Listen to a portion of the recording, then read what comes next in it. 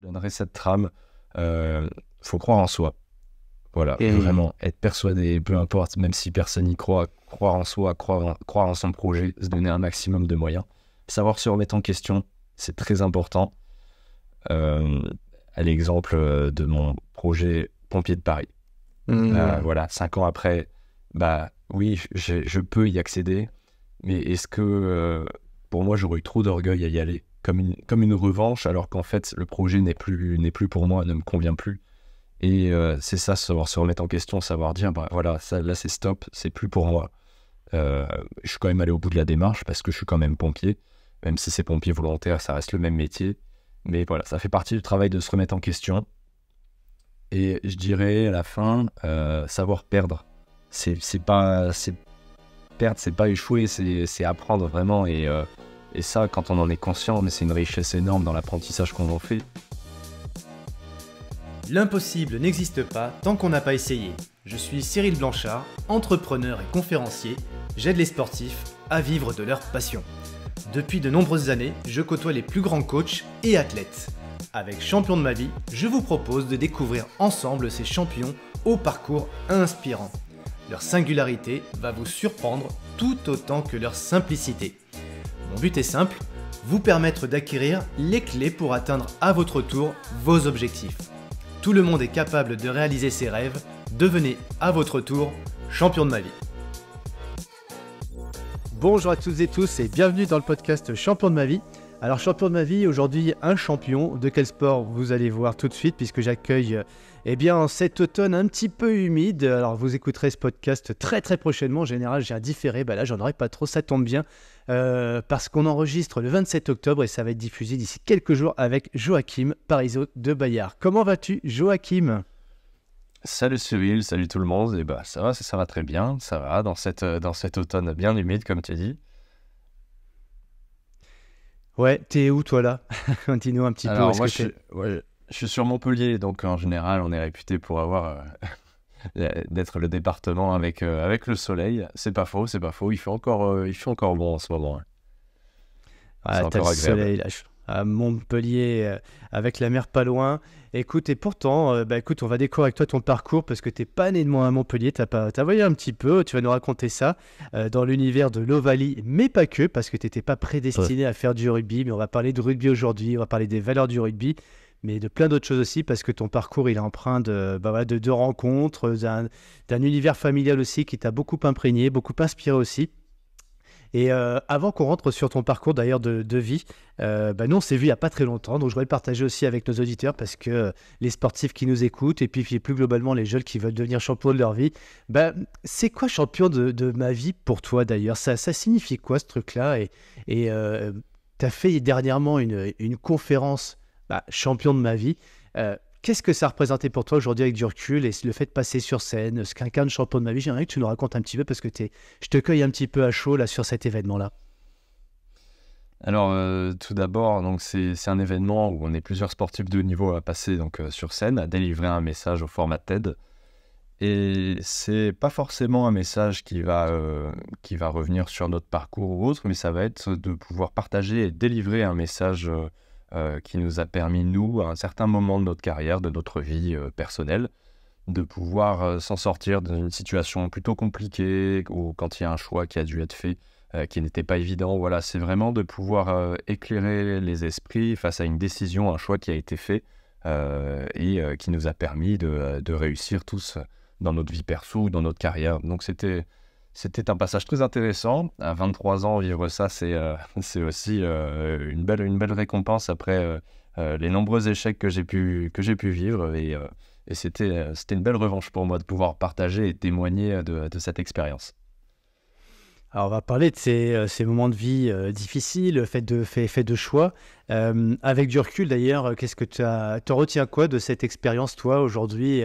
Je dis avec un tout petit peu de recul parce que c'était il y a 2 semaines, un tout petit peu plus. Comment t'as vécu ça, ce moment où t'es sur scène ? Il y a tout un tas de personnes en face de toi parce que pour le coup il y avait 300 personnes. Qu'est-ce que t'as ressenti ? Alors au moment de monter sur scène, donc rentrer sous les applaudissements avec la lumière, on ne distingue pas vraiment qui est dans la salle, on voit juste les silhouettes sur les sièges Et moi, j'ai commencé mon talk avec une première difficulté où j'ai été débordé d'émotions. Et sur les 20 premières secondes, j'ai eu énormément de mal à sortir mes premiers mots, mes premières phrases. Alors, c'était pas un problème de texte, mais c'était bel et bien un problème d'émotion avec mes proches, mes amis, ma famille qui étaient présents dans la salle. Et c'était l'occasion pour moi de revenir sur un parcours et de partager mes émotions que j'avais jamais partagées avec eux. Donc, c'était la grande première. Et j'ai été vraiment submergé d'émotions sur les premières secondes. Et heureusement, j'ai réussi à me rattraper. Et après, par la suite, à me concentrer sur le reste du message que je comptais délivrer. Et plutôt content de ma prestation. C'est vrai que d'un regard extérieur, quand j'ai pu revoir après le live et la vidéo, ça donne vraiment un tout autre regard que quand on le vit sur scène, où c'était pas facile du tout de repartir après ce gros blanc. Ça rappelle un petit peu les émotions, les sensations que tu retrouves sur le terrain, sur le sport, le stress avant, l'envie de bien faire. Et puis après, tu fais le débriefing, tu regardes le match un petit peu. Tu fais une analogie un petit peu à ce que tu vis dans le sport et ce que tu as vécu sur ce moment champion de ma vie? Oui, bah, dès le soir même, j'ai revu justement, j'ai essayé de corriger les erreurs. Donc je pense que beaucoup de sportifs le font, hein. Et ça donne vraiment un autre regard. Et c'est important, c'était important de pouvoir avoir les témoignages de l'auditoire dans la salle ou de mes proches qui étaient présents pour avoir leur ressenti à chaud. Eux, qu'est-ce qu'ils en avaient pensé, quoi. Qu'est-ce qu'ils en ont pensé? Alors, au moment où j'ai eu ce petit problème, justement, au tout début, ils ont retenu vraiment leur respiration avec moi. Tout le monde était vraiment transpiré. Puis après, quand c'est parti, voilà, le message a pu être délivré. Et puis au final, les retours que j'ai eus, c'était que le fait qu'il y ait eu ce moment vraiment de silence dans la salle, où on sentait que j'étais pris par l'émotion, au final, ça a vraiment accompagné tout le monde à se plonger avec moi dans mon aventure et à écouter pleinement mon témoignage. Et donc au final, c'était pas plus mal parce que j'ai eu que des bons retours finalement. Et oui, c'est vrai, l'émotion, hein, forcément, ça crée une connexion. Et ça crée aussi après de l'action. Donc, toi, tu étais dans l'action après. Sur cette expérience, finalement, si tu devais en retenir qu'une chose avec du recul, ta vie avant champion de ma vie ou demain, ta vie de champion de ta propre vie, c'est quoi le point de déclic, le changement, le turn, comme on dit là, sur cet instant-là? On a passé trois bons mois ensemble sur cette aventure. Qu'est-ce que tu retiens et qu'est-ce qui fait que tu sens un peu différent? Conscient que il n'y a pas de barrière. En fait, les barrières, on se les met nous-mêmes. Et c'est vrai que tout au long du parcours, j'ai eu beaucoup de barrières que je me suis mis moi-même ou que des personnes ont pu me mettre.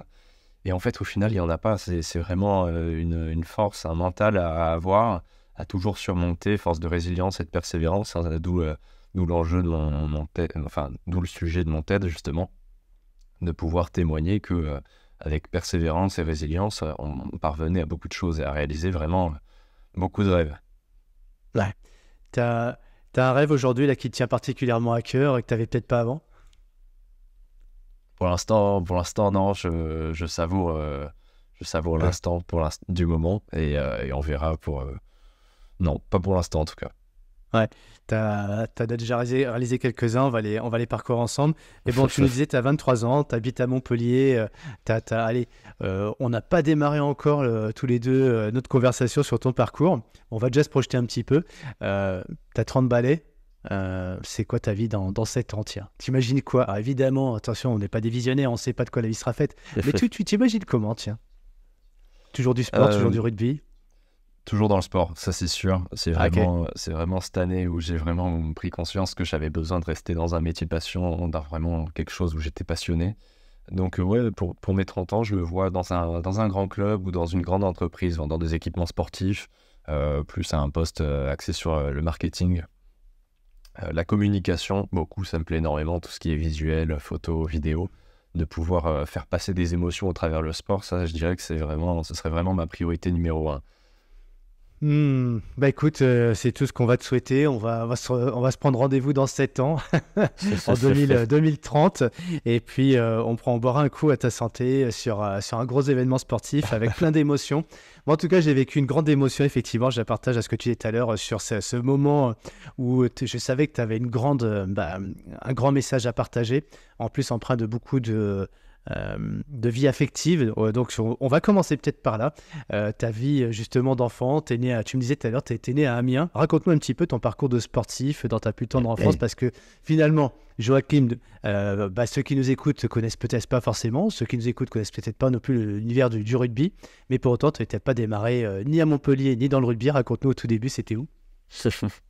Alors, je suis né, moi, donc, dans la Somme, en Picardie, à Amiens.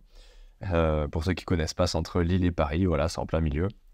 Je suis né là-bas et donc j'ai commencé, j'étais très sportif, hein, je suis dernier d'une fratrie de 4 enfants et dans la famille, il n'y avait que moi donc, qui faisait du sport.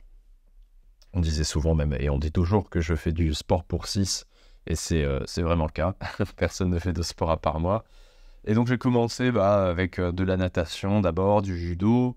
Puis à l'âge de 6 ans, donc tous les copains de l'école vont au foot et font du foot. Donc j'ai essayé de jouer au foot. Alors j'adorais, hein, moi j'aimais beaucoup, j'étais gardien de but.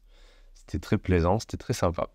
Et donc après, à l'âge de mes 8 ans, on a dû déménager pour le travail de mon père dans le sud-ouest, à Cahors, à côté de Toulouse. Et alors là, ce qui est drôle, c'est que mes parents ont dit, le premier club de foot est à 30 km. Ici, on joue pas vraiment au foot, on joue au rugby. Donc il y a un club en face de la maison, un club de rugby. Et tu vas essayer le rugby, ce sera très bien, ce sera plus simple pour tout le monde. Et tous les copains de l'école, forcément, dans le sud-ouest, jouent au rugby. Et moi, j'arrivais, donc c'était en plein été, enfin à la fin de l'été. Donc je voyais les copains reprendre la saison. Et moi, j'avais le bras en écharpe, j'avais la clavicule cassée. Et j'allais tous les mercredis et tous les samedis voir les copains jouer au rugby. Et j'avais jamais joué, mais ça me donnait vraiment envie. Et j'ai passé peut-être un mois à les regarder au bord du terrain, jusqu'à ne plus avoir le bras en écharpe et à être du coup maintenant dispo pour pouvoir effectuer mes premiers pas dans le rugby. Ça m'a beaucoup plu, j'ai eu des entraîneurs dès le début qui m'ont vraiment sollicité, cette dimension de pouvoir avoir le ballon, courir dans tous les sens et de devoir ne pas se faire attraper, ça me plaisait. C'était vraiment la dimension qui me plaisait, il fallait courir le plus vite et ne pas se faire attraper. J'ai envie de savoir, moi, est-ce que ça t'a vraiment plu le rugby? Parce qu'en fait, bon, déjà, tu as démarré avec le foot. Je te connais, et ceux qui ne te connaissent pas, qui veulent te voir, ils n'auront qu'à te googliser. Donc, Joachim Parizeau de Bayard. Et on va voir que tu n'as quand même pas forcément une carrure de rugbyman, tu as plus une carrure de footballeur. Et avec du recul, quand tu es adolescent ou même quand tu es adulte aujourd'hui, tu dis, mais finalement, si j'avais eu à choisir un sport par rapport à mes qualités physiologiques, génétiques, tu n'aurais pas dû faire du foot? Alors, bon, maintenant, je suis pas très doué ballon au pied, donc je serais resté, je pense, plus dans le rugby. Et en fait, c'est ça la richesse aussi du rugby, c'est de pouvoir avoir vraiment énormément de gabarits, de tout, des grands, des petits, des gros, des minces, des personnes qui courent vite, d'autres qui ont de la force. Donc, c'est vraiment l'ensemble de ces gabarits qui fondent une équipe de rugby et une belle équipe de rugby avec des belles valeurs. Donc, je pense que je resterai quand même dans le rugby. D'accord. Donc, quand tu découvres le rugby, voilà, t'es pas déçu finalement, c'est presque même une révélation. Mais pourquoi j'ai fait du foot alors que je suis pas si doué que ça avec mes pieds et que tu te sens bien, quoi. C'est l'univers dans lequel tu te sens à peu près bien naviguer ou bien en tout cas à trouver ta place. Oui. Dès le début. Et puis, j'arrive dans ce club à Cahors qui est un très très bon club formateur avec des entraîneurs qui sont de personnes d'autres que des papas ou des grands-parents, des grands-pères de camarades qui jouent avec moi. Et à cet âge-là, on a 8-9 ans et en fait, on gagne tout, on gagne tous les tournois. J'ai pas souvenir de défaite dans ce club, quoi. On gagnait toutes les années, tous les tournois. Enfin, on avait vraiment une belle équipe, un bon état d'esprit. Vivre ça à 8-9 ans quand on commence en plus dans un sport, c'était vraiment chouette. J'ai été très très bien accueilli. Mais pourtant, ta famille n'est pas du tout dans le sport. Les parents, alors tu es le dernier en plus, tu disais, d'une fratrie. Alors, des frères et des sœurs? Oui, deux frères et une sœur. Personne ne fait de sport. Hein. Et comment ils voient ça quand vous arrivez à Cahors? Tu te plais dans le rugby, tu gagnes, ils t'accompagnent, ça les fait sourire. Il est à sa place parce que c'est un bout en train, il bouge dans tous les sens et on sent qu'il est bien à cet endroit-là. Oui, rapidement, tout le monde comprend que je me sens bien. L'avantage, c'est que donc, le club est en face de la maison. Donc, moi, je vais jouer au rugby à vélo, je rentre à vélo. C'est vraiment un petit village, un Cahors. Donc, c'est aussi prendre du plaisir dans un sport assez amateur quand même à ce niveau-là, en plus, à cet âge-là. Et non, vraiment, je me prends vraiment bien au jeu. Ça me plaît beaucoup ce que je fais. Et toute ma famille me laisse vraiment libre dans ce que je fais. Et ça se passe très bien d'ailleurs. Alors, on verra par la suite que tout se passe pas si bien que ça pour toi, parce qu'il y a plein de barrières, tu l'as dit tout à l'heure dans ta vie, ça a été des choix. Mais toi, tu es assez. Si tu es d'ailleurs, toi, tiens, si tu devais dire un mot, j'allais lâcher un mot comme ça, de voir si par télépathie ou transmission de pensée, on arrive sur le même mot. Si tu devais te définir, toi, par rapport à ce caractère et ces barrières qu'on va voir ensemble, hein, on va décrypter tout ça, et qui font que tu es là où tu es aujourd'hui, si tu avais un trait de caractère à sortir, ce serait lequel? Le sujet de mon talk, plus axé sur la persévérance. Persévérance. Ah, moi j'aurais dit un autre mot, tu vois. Mais bon, on va parler de persévérance. Moi, j'allais dire la ténacité. Tu as l'air d'être quelqu'un d'assez ténace qui lâche rien. Alors, c'est la sémantique, tout ça. On va retrouver à peu près les mêmes origines là-dedans. Mais on va voir ça ensemble parce que le petit garçon qui se met au rugby à Cahors, tiens, d'ailleurs, tu regrettes vraiment pas cette époque-là, Amiens, la Picardie. C'est vrai? Alors Amiens pas spécialement, parce que c'était une autre époque, et puis bon, j'en suis parti, j'étais quand même très jeune, mais Cahors, je regrette parce que c'était vraiment quelque chose de tout nouveau. J'arrive à 8 ans, je me fais des copains, je commence le rugby, donc qui devient vraiment mon sport passion, et c'est vraiment énormément de souvenirs que j'ai, et avec qui j'ai gardé quand même pas mal de contacts, alors qu'à 8 ans, en général, bon, entre 8 et 10 ans, on ne garde pas forcément de contacts sur place, quoi. Parce que tu bouges donc à nouveau à quel âge après? Je bouge à 10 ans. Donc j'ai à peine le temps de me faire des copains pendant 2 ans, et je déménage donc à Montpellier, encore une fois pour le travail de mon père. Et là, moi, c'était une grande frustration quand j'ai appris qu'on déménageait à Montpellier. C'était abandonner tous les copains, abandonner tout ce club de rugby avec lesquels on gagnait tout. Voilà, abandonner cette bonne ambiance, cette ferveur. Et c'est là où les entraîneurs me disaient, mais t'inquiète pas, Montpellier, il y a un grand club, ça joue bien au rugby, c'est dans le sud, il y a la mer à côté. Enfin, voilà, forcément, quand on est petit, on voit que les mauvais côtés des choses, hein. Oui. Bon, je te posais la question parce que moi je suis un peu nostalgique d'Amiens, hein. J'ai pas mal vécu sur Amiens, les ortillonnages, tout ça, la cathédrale. Donc, ouais. Même si je suis pas mal chier aujourd'hui, mais bon, je comprends que Cahors c'est peut-être aussi sympa. Qu'est-ce qui t'a le plus manqué, hormis. Alors, attends, on a bien compris, hein, les copains, la camaraderie, le sport avec le rugby.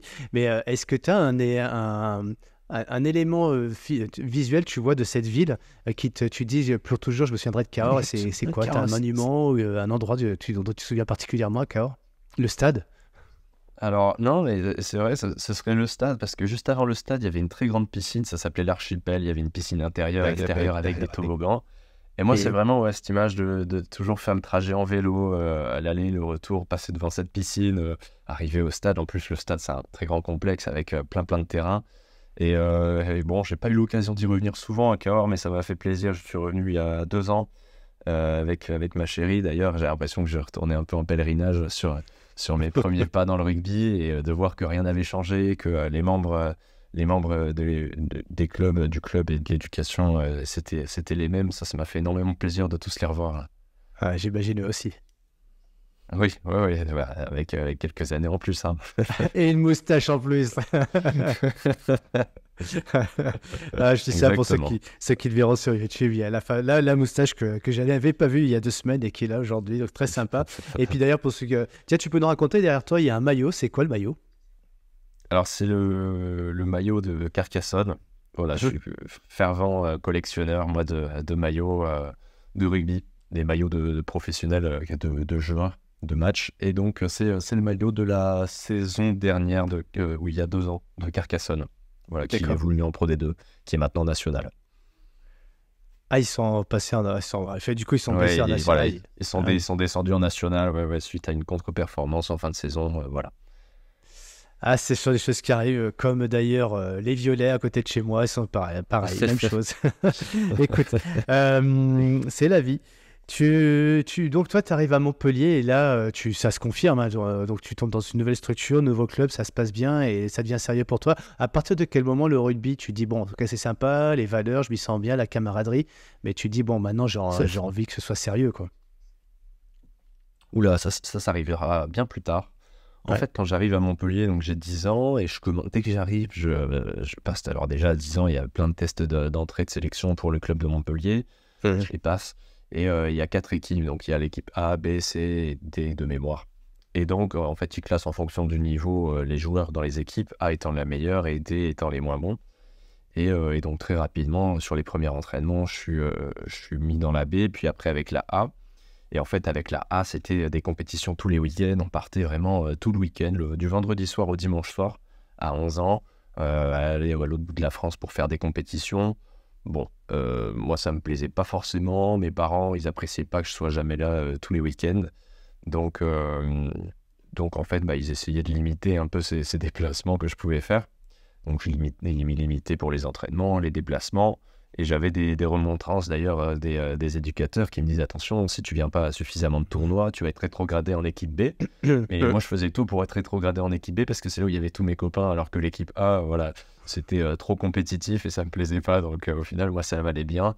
Et au final, je descendais à peine avec l'équipe B, je restais surtout avec l'équipe A et je faisais un peu moins de compétition, quoi. D'accord. Et c'est quoi la suite de l'histoire? Parce que rapidement, je vais faire qu'1 an en fait à ce club à Montpellier parce que les compétitions, le rythme, l'ambiance, voilà, ça me plaisait pas. Je sortais d'un club où on gagnait tout à cœur, vraiment avec un bon état d'esprit, et là ça devenait à trop haut niveau pour moi, donc j'ai pas apprécié. Et donc j'ai quitté à ce moment-là et je suis allé jouer à Palavas les Flots, qui avait un club. Alors on n'était pas nombreux aux entraînements, hein, mais l'état d'esprit était le même qu'à Cahors. Bon, là par contre, on perdait tous les matchs. On devait en gagner 2 peut-être dans la saison, voilà, mais c'était vraiment l'état d'esprit, les copains, et chaque saison on se retrouvait, on refaisait la même saison, mais voilà, très très bonne ambiance. Voilà, donc ça, j'ai évolué jusqu'à mes 14 ans à Palavas. Et puis après, de mes 14-15 ans, je suis parti donc au lycée militaire d'Aix-en-Provence. Qu'est-ce qui se passe là? Parce que bon, moi de ce que j'entends pour l'instant, le rugby, c'est pas du professionnalisme, et puis en plus, t'es pas entre guillemets soutenu, c'est pas péjoratif, hein, mais par la famille qui a d'autres centres d'intérêt, et on comprend tout à fait. Donc toi, c'est plus le plaisir. Palavas plus proche de la mer aussi, sur le sable, par rapport à Montpellier. Qu'est-ce qui fait que tu pars à Aix après là? Alors, par rapport au suivi de ma scolarité, donc moi, mes 2 frères avaient fait un lycée militaire, mais en région parisienne. Et donc, moi, j'ai eu cette opportunité de pouvoir aller au lycée militaire Aix-en-Provence. Alors, le poids commençait à prendre beaucoup d'importance dans ma vie. Le sport, pardon, commençait à prendre beaucoup d'importance dans ma vie. Et donc, c'était à la fois l'occasion de pouvoir être dans un bon lycée en faisant énormément de sport, parce qu'en lycée militaire, on pouvait faire entre 7 à 10 heures de sport par semaine. Donc en fait, c'était le bon compromis avec mes parents qui voulaient pas trop que je fasse un sport-études, et moi qui voulais faire beaucoup de sport. Voilà, c'était le bon compromis, donc d'aller directement sur Aix-en-Provence au lycée militaire, où on était en internat. Et donc le soir, dès que je terminais les cours, j'avais entre 1 à 2 heures de sport. Puis c'était multisport, hein, c'était badminton, musculation, course à pied, rugby. Enfin, il y avait vraiment de tous les sports. C'était vraiment sympa. C'est une alternative donc pour ne pas être 100% donc dans le sport, enfin avec trop de pression là-dessus en tout cas. Mais quand même, tu dis j'aime le sport, c'est une passion. On sent que tu es entre deux, quoi, en fait. Toi, l'envie vraiment de t'épanouir vraiment dans un sport, dans le sport dans sa globalité, et en même temps la notion de plaisir. Tu es un peu tu vois, j'ai des sportifs que j'interviewe, le champion de ma vie, c'est voilà, il n'y a pas de discussion. Je veux être dans le haut niveau, je veux faire les JO, je veux être professionnel, je veux être le premier. Il y a ça, et puis et toi, pour le coup, tu es plus dans une notion de plaisir à l'époque. Oui, c'est ça, une notion de plaisir. Puis c'est pas évident. Je commence dans mes années lycée à rentrer dans un conflit avec mes parents qui ne voulaient absolument pas que je continue dans le sport à haut niveau, dans le sport professionnel, et qui me disaient vraiment, voilà, le sport, ça reste qu'un loisir, qu'un plaisir à côté d'une activité professionnelle. C'est hors de question que t'en fasses ton métier, quoi. Donc, je suis aussi bassiné par ce discours, mais à la fois, je suis dans un lycée qui a un bon niveau scolaire. Et en fait, je ne suis pas du tout épanoui scolairement, et je trouve mon épanouissement donc, dans tout le sport que je peux faire à côté. Et dès la première année, donc, je suis en seconde au lycée militaire, et je suis double surclassé. Donc je joue avec l'équipe de rugby des terminales et les prépas qui ont 2 à 3 ans de plus que moi. Donc les gabarits en plus à cet âge-là changent véritablement. Et dès mes premiers entraînements, voilà, je suis très fin. Je suis grand, mais je suis très fin, hein. Je pèse à cette époque 67-68 kilos, donc je me casse très très vite. Je me fais beaucoup de blessures, donc je joue quasiment pas pendant 2 ans. Et c'est à ce moment-là où, par le biais de l'UNSS, un mercredi après-midi, je suis blessé. Et donc, mon professeur de rugby me propose d'aller arbitrer une compétition UNSS. Donc, j'accepte volontiers. Et en fait, ça va devenir aussi une petite révélation sur cette deuxième année au lycée militaire, où je prends énormément de plaisir à arbitrer tous les mercredis à différentes compétitions de rugby. D'abord à obtenir donc le niveau, c'est plusieurs niveaux, c'est d'abord le district, départemental, académique, régional, et puis après il y a les championnats de France pour ceux qui ont le meilleur niveau. Et en fait, à partir de là, dès qu'on part au championnat de France et qu'on commence à arbitrer les championnats de France, là, en parallèle, on récupère une note pour le bac. Ça compte pour le bac, on a le statut sportif de haut niveau aussi. Donc moi, en un an, en fait, j'ai passé tous ces niveaux et je me suis retrouvé à arbitrer une finale de championnat de France UNSS. Et là, c'était vraiment aussi une révélation pour moi. Donc, à cette époque-là, j'ai 17 ans. J'ai 17 ans. Et là, du coup, tu es plus sur la partie arbitrage. Ça te permet de ne pas trop être cassé. Mais c'est ça. Tu es dans l'univers du rugby, mais une fois de plus, tu n'es pas encore. Alors, excuse-moi, je te titille un peu, mais tu n'es pas vraiment sur le terrain en train de t'exprimer en tant que potentiel sportif de haut niveau. Pour autant, tu es animé par ça, envers et un peu contre la famille, contre aussi ton corps qui n'a pas tout le potentiel, en tout cas en termes de robustesse par rapport aux autres. Là, donc, c'est quoi la suite? J'ai envie de te dire, parce que tu fais des études, tu vas faire ton bac. Donc là, cette année-là où j'arbitre la finale du championnat de France, je suis en première. Et donc, en seconde, parce que j'ai redoublé, donc je suis en deuxième année de seconde. Et à ce moment-là, mes parents sont plutôt contents parce que même si c'est du sport, ça reste de l'arbitrage, je me casse moins. Donc, ils restent un peu plus ouverts aux différentes propositions qu'il peut y avoir avec intégrer un pôle France pour l'arbitrage. Sauf qu'en fait, je me rends compte en courant derrière les joueurs, en les arbitrant, que j'ai qu'une envie, c'est de les plaquer. Et c'était très frustrant pour moi de tenir le sifflet avec le joueur qui courait devant moi et sans pouvoir agir dans le jeu ou autre. Donc c'est à ce moment-là où j'ai compris que ça me plaisait beaucoup l'arbitrage, mais que j'avais vraiment besoin de revenir à un jeu en tant que joueur en lui-même, quoi. Et donc c'est à ce moment-là où je quitte le lycée militaire et donc je reviens dans un lycée sur Montpellier, plus proche de chez moi, de chez ma famille. Et c'est là où je reprends donc le rugby en tant que joueur, mais vraiment dans un tout petit club en amateur. J'ai 17 ans ou 18 ans à cette période-là. Et en fait, cette année-là, je suis envoyé par mon club avec 3 ou 4 autres joueurs. Donc, c'est aux sélections régionales. Donc, en fait, les sélections régionales, pour ceux qui ne connaissent pas, c'est chaque club de la région envoie 3-4 joueurs à un événement. Donc, on est peut-être 120 sur le premier entraînement. Après, on est réduit à 70 sur le second entraînement. Puis après, au fur et à mesure, voilà, il y a plusieurs entraînements et on se retrouve à 30, puis à 23. Et donc, je finis en jouant dans un tout petit club, dans les 23 sélectionnés pour représenter la région. Donc, à ce moment-là, c'est Languedoc-Roussillon. Et donc, on va jouer le championnat de France et on finit donc vice-champion de France cette année-là, sans perdre aucun match. Donc, c'était une belle performance. Et donc, l'année d'après, moi, je continue toujours dans ce petit club. Je suis en terminale, j'ai 19 ans. Et je suis resélectionné donc, pour la sélection. Et là, on finit donc c'était champion de France aussi à nouveau, voilà, cette année-là. Donc 2 années consécutives. Et c'est là où je commence à dire à mes parents, là, ça peut être bien, ça peut être le bon moment pour moi d'aller jouer dans un plus gros club. Voilà, parce qu'il y avait toujours eu ce conflit quand j'étais au lycée. Ils ne voulaient pas, c'était... non, pas de sport-études, c'était pas dans un gros club, c'est toujours le sport-loisir à côté. Et pour autant, alors, on va basculer après, je vais te poser la question parce que j'ai envie de basculer sur cette éducation là, qui est assez stricte, en tout cas avec une ligne directrice que tu as respectée. Mais la question derrière que je te poserai à un moment donné, c'est est-ce que finalement c'était pas pour tester tes motivations, voir jusqu'où tu étais prêt à aller pour t'investir sur ce rêve, ce projet. Mais avant d'y venir là, sur justement cette confrontation qui n'en est pas vraiment, puisqu'on sent quand même que c'est beaucoup d'amour, quoi, en fait, derrière ça. Hein. C'est pour te protéger aussi. Qu'est-ce que t'as ton bac? Qu'est-ce qui se passe?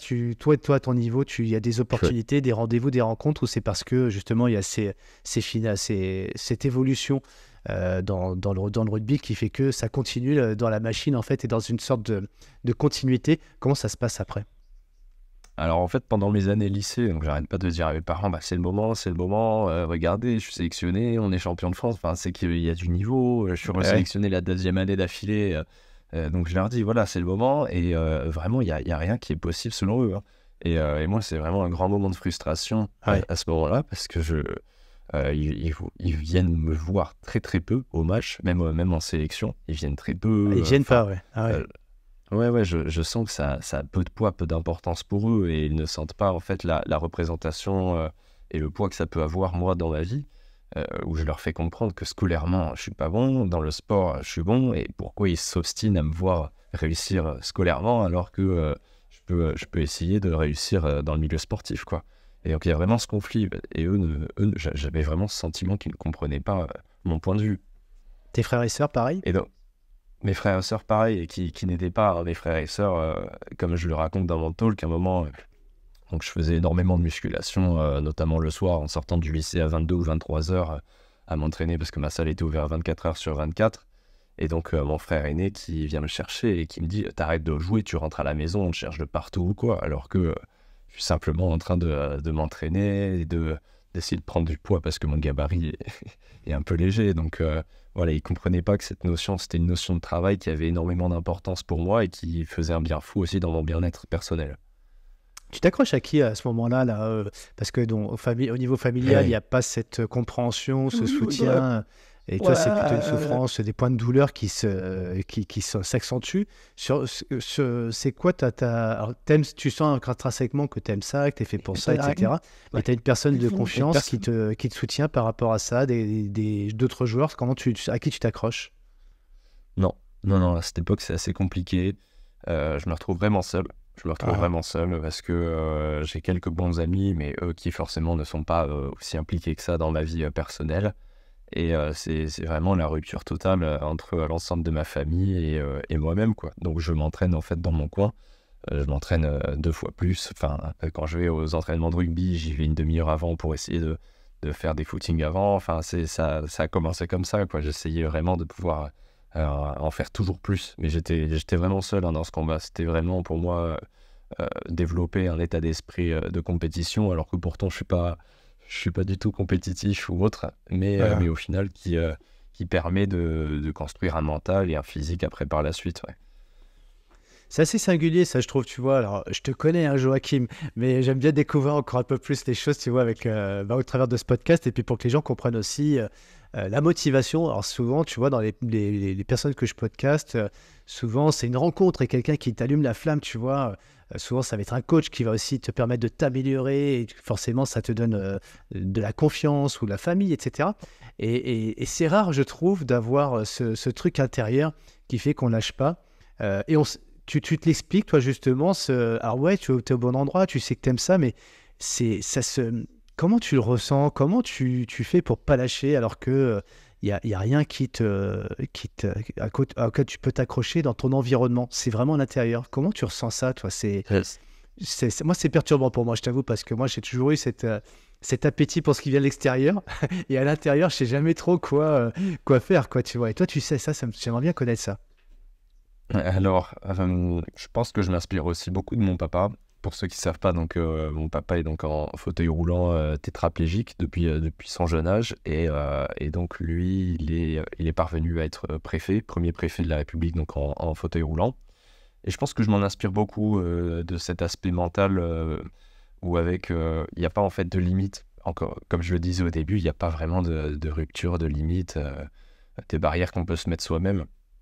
Ça va être vraiment de pouvoir se dire, bah voilà, même si c'est pas possible, même si je sais que j'ai pas le gabarit, eh ben on va travailler et on va y arriver et ça va le faire. Et on va travailler 2 fois plus et on va essayer de tout faire un maximum. Et comment tu... je te taquine un peu, mais comment tu peux être sûr que c'est vraiment ce truc-là, le rugby, alors qu'en fait, tu vois, t'étais issu du football à la base quand t'étais gamin. T'as pas forcément le physique solide et costaud pour ça. Tu t'as pas l'environnement familial qui te soutient.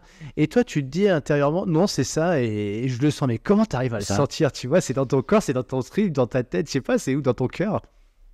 Parce qu'à cette période, c'est la seule chose qui me fait autant vibrer, c'est la seule chose pour laquelle je travaille autant, pour laquelle j'ai autant de frissons, pour laquelle je fais autant de sacrifices. Et en fait, tout cet ensemble-là me font réaliser que c'est vraiment ça, et il n'y a rien d'autre.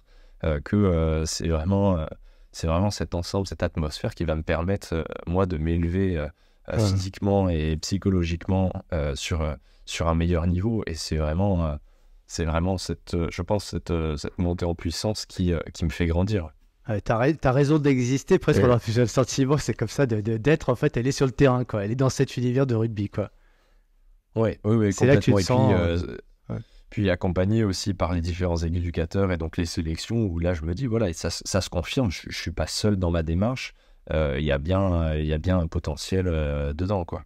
Mais t'as pas un Avec des mentor. parents qui disent non, il n'y a pas... Non, j'ai pas de mentor, j'ai pas de mentor. Dingue. Ça, souvent, et d'ailleurs, je me comparais beaucoup parce que j'avais mon meilleur ami donc, que je m'étais fait à Cahors dans mon club de rugby. On était ensemble à l'école. Enfin, voilà, on avait 8-10 ans. On ne s'est jamais perdu de vue. On est toujours resté en contact. Et j'ai ce souvenir où il y avait toujours son papa qui l'accompagnait aux entraînements tout le temps, au match, qui l'entraînait dans le garage chez lui quand il n'y avait pas entraînement. Par la suite, lui, il a eu l'occasion d'aller jouer au Stade Toulousain quand il était jeune, donc avec 2 et 3 entraînements par semaine. Donc, Cahors-Toulouse, c'est quand même 1 heure de route. Les entraînements, c'est le soir, donc il rentrait vers 22h, 23h. C'est toujours son père qui l'accompagnait, qui roulait pour les compétitions, qui l'a soutenu. Et aujourd'hui, ce copain est capitaine du Biarritz Olympique en 2e division, à 23 ans seulement, dans un club historique. Et toute mon enfance, je me suis comparé justement à ce copain qui avait un peu ce mentor, cette aide en plus, cette épaule en plus. Et moi, je me suis dit, pour pouvoir arriver au même niveau, alors même si on n'avait pas le même poste, pour pouvoir arriver au même niveau, il fallait que je puisse travailler aussi énormément de mon côté, quoi. Ok, il s'appelle comment? Thomas Hébert, voilà, Thomas Hébert, 23 ans, capitaine du Biarritz Olympique. Ok, salut Thomas. Avec qui on a vécu des bons moments, ouais. Ça peut parler à des personnes, tu vois. J'entends aussi une source de motivation parce que des fois, tu as un pote qui pas un mentor, mais quelqu'un qui peut t'inspirer et qui finalement, tu suis dans son parcours, tu es un peu dans son sillon, chacun de son côté. Donc ça, j'entends cette motivation, cette source de motivation. Et là, pour le coup, moi, ça me fait penser à mon pote de quand j'avais 20 ans, Cédric, qui faisait du triathlon et c'est lui qui m'a mis là-dessus et depuis, j'en fais toujours. Et c'était une source d'inspiration pour moi. Alors, je me compare un petit peu, mais c'est pour que les gens puissent se dire, tiens, c'est vrai que qu'est-ce qui peut motiver et alors, ou des parents, tu vois, qui voient leur enfant s'acharner dans un sport alors que eux, ils sont pas dans le terreau du truc. Ils voient le gamin s'épanouir là-dedans et ils comprennent pas. Et puis, il y a personne qui est là pour le soutenir, mais le gamin, c'est le truc, voilà, au détriment des études, au détriment de plein de choses. Donc, on peut comprendre au travers de ce que tu nous partages, que c'est ancré, c'est au plus profond et ça peut se respecter aussi, même si ça ne se comprend pas forcément toujours. On va venir sur la suite de ce parcours justement. Une fois de plus, on prend une barrière. Alors, on entend quelques-unes là déjà, mais qui est plus liée à l'environnement. Ton papa a été une source de motivation. Alors, pour le coup, il t'accompagne pas véritablement. Tu parlais de Thomas qui était accompagné par son papa, qui est accompagné partout. Toi, ton papa, pour des raisons professionnelles et puis aussi de mobilité, il pouvait pas le faire. Et puis même psychologique, parce que c'était visiblement pas son truc, quoi, le rugby, ni le sport. Mais pour autant, toi, tu lui voues comme ce que tu as dit tout à l'heure, peut-être une certaine forme de plus que de respect, d'admiration. Comment malgré qu'ils te comprennent pas ou qu'ils t'accompagnent pas, comment toi tu trouves une source d'inspiration à cet âge-là, hein, quand tu as 18-19 ans, où tu es encore en train de te confronter aux autres pour te révéler dans ce monde du rugby. Qu'est-ce qui fait que ton papa t'inspire à ce moment de sa vie? Il est à ce moment-là, il est préfet déjà de la région?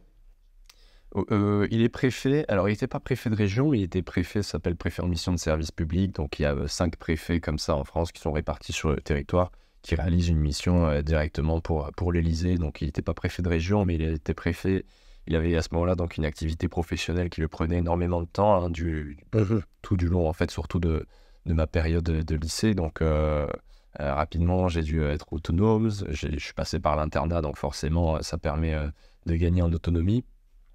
Et rapidement, j'ai été autonome, mais j'ai pu, par rapport aux premières barrières que j'ai rencontrées, faire des liens entre lui et les difficultés qu'il avait pu rencontrer en étant en fauteuil roulant pour occuper son poste, sa fonction, parce que bon, quand on grandit avec des parents, on les voit tels qu'ils sont, mais quand on commence à devenir adulte, on se rend compte de plusieurs difficultés, de plusieurs choses, des choses qui nous sautent aux yeux, sur lesquelles on ne se rendait pas compte avant. Et là, c'était vraiment de se rendre compte de la difficulté que lui avait pu avoir dans ce parcours, notamment dans son parcours scolaire, éducatif, où quand il avait dû faire Sciences Po, une petite anecdote, il devait être en cours, mais dans le couloir, parce que l'amphi n'était pas accessible. Donc, il laissait la porte du couloir ouverte pour pouvoir entendre, pour pouvoir écouter.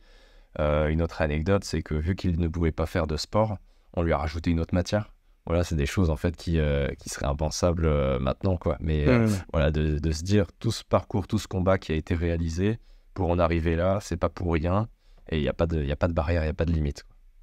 Non, ça c'est ce que tu arrives toi à percevoir dans son parcours qui ne te dit pas.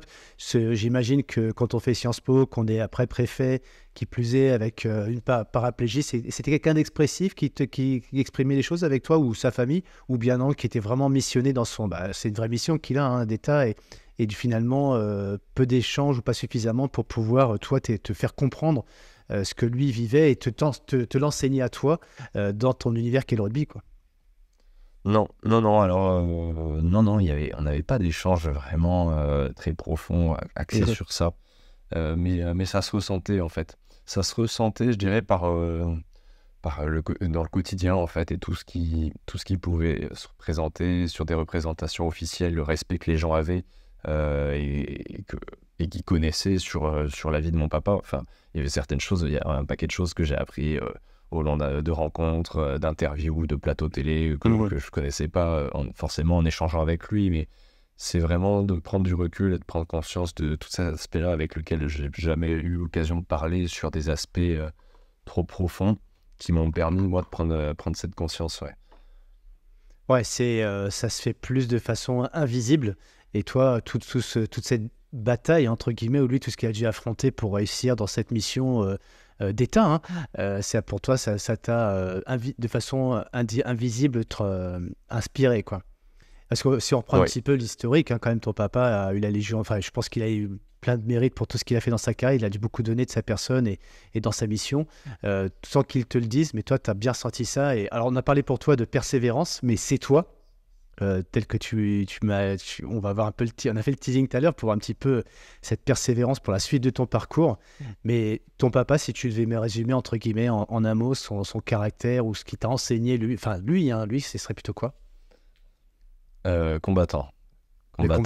Ça serait vraiment le combat, parce que au-delà de sa fonction et d'être tétraplégique en fauteuil roulant, c'était un parcours vraiment compliqué, avec une maladie dégénérative. Donc au fil des années, que ce soit la famille ou lui-même, on voit l'évolution de sa maladie et qui est de plus en plus lourde déjà à vivre à la maison d'un point de vue personnel, mais qui est aussi davantage difficile à vivre d'un point de vue professionnel, avec des journées de plus en plus courtes, parce qu'il a du mal à tenir toute la journée assis sans avoir de douleur, des douleurs toujours plus vives, des traitements pour calmer la douleur, et d'arriver à combiner ça avec une activité professionnelle et quand même une activité personnelle avec une vie familiale, même si on était déjà grand.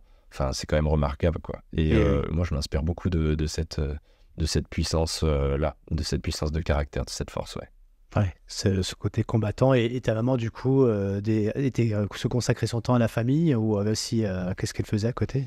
Alors, beaucoup à la famille, mais énormément à l'accompagner aussi au quotidien, même s'il avait des assistants ou un chauffeur. C'était vraiment de pouvoir l'accompagner dans son quotidien, réaliser des tâches qu'on voit pas, mais des tâches qui rendent l'activité professionnelle et les représentations toujours plus mémorables, toujours plus professionnelles. Donc c'était voilà, son boulot aussi, de l'accompagner avec lui dans toutes ses représentations, surtout que c'est une activité qui prend énormément de temps. C'est vrai que sur la période où j'étais adolescent, je le voyais pas énormément, parce qu'il rentrait quand même assez tard le soir. Il avait une vie très prenante, ouais. Ouais, j'imagine beaucoup de déplacements, même si c'était pas évident pour lui de se déplacer, mais la mission qu'il avait lui amenait à se déplacer beaucoup, et donc ok avec une équipe et aussi ta maman qui se déplaçait aussi avec lui. Hein. Oui, c'est ça. Et puis, tous les deux ne rechignaient pas par rapport aux différents obstacles qu'ils rencontraient. Hein. Ils essayaient de garder un mode de vie le plus sain possible, le plus normal, entre guillemets. Je vais dire normal, mais c'est jamais vraiment normal. Et forcément, nous qui avons toujours vécu avec ça, toujours grandi avec ça, ça nous a toujours paru normal, quoi. Et le petit Joachim qui grandit, qui veut faire sa carrière dans le rugby, il pourrait faire autre chose quand même, le sport, c'est bien gentil, mais les études, c'est quand même bien plus sérieux.